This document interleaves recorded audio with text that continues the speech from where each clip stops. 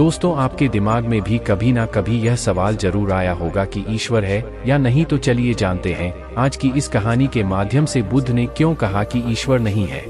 दोस्तों, गौतम बुद्ध अपने जीवन काल में अपने प्रवचनों से मानव जीवन में क्रांति लाई थी और हम जानते भी हैं कि गौतम बुद्ध की बातों में जीवन जीने की कला की चाबी छुपी हुई है। उनके जीवन में घटित हुई घटनाओं से बहुत कुछ सीखने को मिलता है।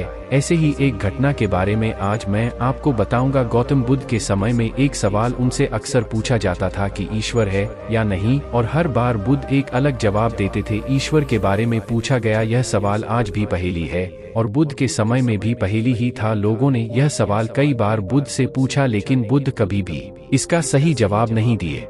एक बार की बात है, एक ज्ञानी पंडित गौतम बुद्ध का प्रवचन सुनने आया करता था और वह पंडित उनकी बातों से सहमत भी था। वह मानता था कि गौतम बुद्ध एक ज्ञानी पुरुष हैं। एक बार बुद्ध ध्यान की मुद्रा में बैठे हुए थे और वह व्यक्ति उनके पास गया और उनसे पूछा कि बुद्ध, कृपया आप मुझे बताएं कि ईश्वर है या नहीं। मेरी आपसे प्रार्थना है कि आप मेरे सवाल का मुझे सही जवाब दें। बुद्ध के बारे में यह कहा जाता है कि वह कभी भी किसी भी प्रश्न का सीधा जवाब नहीं देते थे। उनके हर जवाब में रहस्य भरा होता था। ज्ञानी पंडित ने कहा कि मुझे ईश्वर के बारे में आपसे जानना है, ईश्वर है या नहीं। बुद्ध उसकी बात सुनकर मुस्कुराए और फिर पंडित से बोले, ठीक है। गौतम बुद्ध ने कहा कि मैं तुम्हारे सवाल का जवाब जरूर दूंगा, लेकिन उससे पहले मेरे कुछ प्रश्नों का जवाब आप मुझे दे दो। पंडित ने कहा, बिल्कुल आपके प्रश्नों का जवाब दूंगा, आप कृपया प्रश्न पूछे। बुद्ध ने कहा कि क्या तुम सूर्य को मानते हो? पंडित ने बुद्ध की तरफ देखा और कहा कि यह किस प्रकार का प्रश्न है? मैं छोटा बच्चा हूँ, आप जो मुझसे बच्चों वाला प्रश्न पूछ रहे हैं। सूर्य तो साक्षात प्रकट होता है और पूरी दुनिया को रोशनी देता है। धरती पर रहने वाले हर जीव को सूर्य से ऊर्जा प्राप्त होती है। सूर्य को तो हम रोज ही देखते हैं। बुद्ध ने उनसे कहा कि ईश्वर के होने के बारे में प्रश्न कहाँ से आया, क्योंकि जिस प्रकार सूर्य हमारे सामने है उसके होने का कोई प्रश्न नहीं होता। तब ईश्वर के लिए यह सवाल क्यों उठा, ईश्वर को मानने की क्या आवश्यकता है?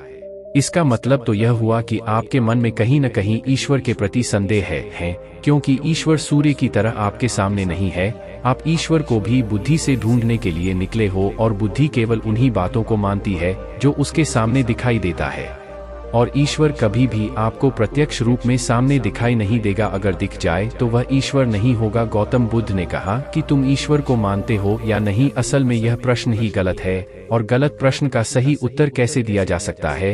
इसलिए अगर इस गलत प्रश्न के पूछे जाने पर और अगर किसी के उत्तर दिए जाने पर, तो वह उत्तर भी इस प्रश्न की तरह ही गलत होगा। पंडित बुद्ध की बात सुनकर थोड़ा भ्रमित सा हो गया। उसने कहा कि बुद्ध, आप किस तरह की बातें कर रहे हैं? मुझे कुछ समझ नहीं आ रहा है। बुद्ध ने कहा, अगर मैं तुम्हें सीधे शब्दों में बताऊं तो इसका मतलब यह है कि ईश्वर को माना नहीं बल्कि जाना जा सकता है।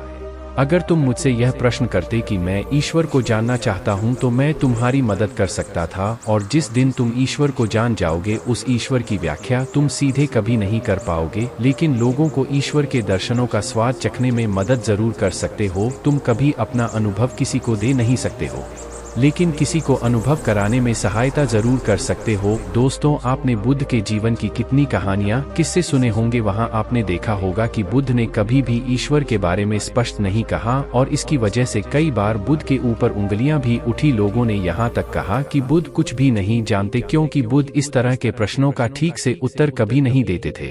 गौतम बुद्ध इस तरह के प्रश्नों से हमेशा बचा करते थे, क्योंकि ईश्वर और आत्मा के संबंध में कोई उत्तर दिया ही नहीं जा सकता है, और अगर कभी देना भी पड़े तो वह उदाहरण के माध्यम से उसे समझाने का प्रयास करते थे, क्योंकि ईश्वर और आत्मा के संबंध में कोई उत्तर दिया ही नहीं जा सकता है, यह संभव ही नहीं है।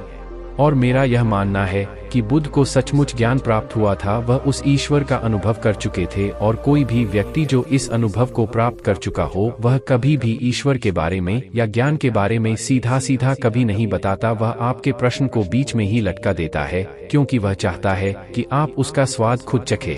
गौतम बुद्ध ने कभी वह गलती नहीं की जो आज के कुछ धर्मगुरु कर रहे हैं। कहने का मतलब है कि जितने भी ज्ञानी पुरुषों ने ईश्वर के बारे में स्पष्टीकरण किया, उनके अनुयायियों ने उनके धर्म गुरुओं द्वारा ईश्वर के बारे में कही हुई बातों को मान लिया और अपने अलग अलग समुदाय बना लिए। फिर क्या हुआ, आप यह देख ही रहे हैं।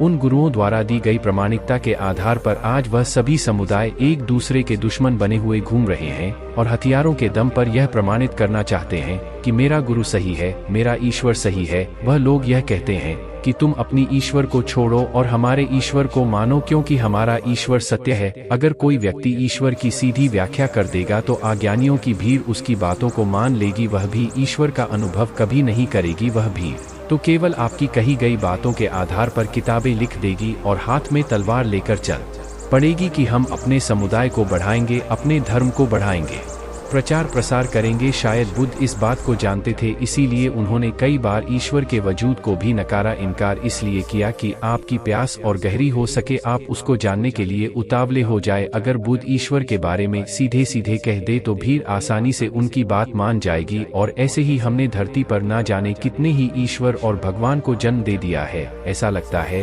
कि ईश्वर ने मनुष्य को नहीं बनाया बल्कि मनुष्य ने ईश्वर को पैदा किया है।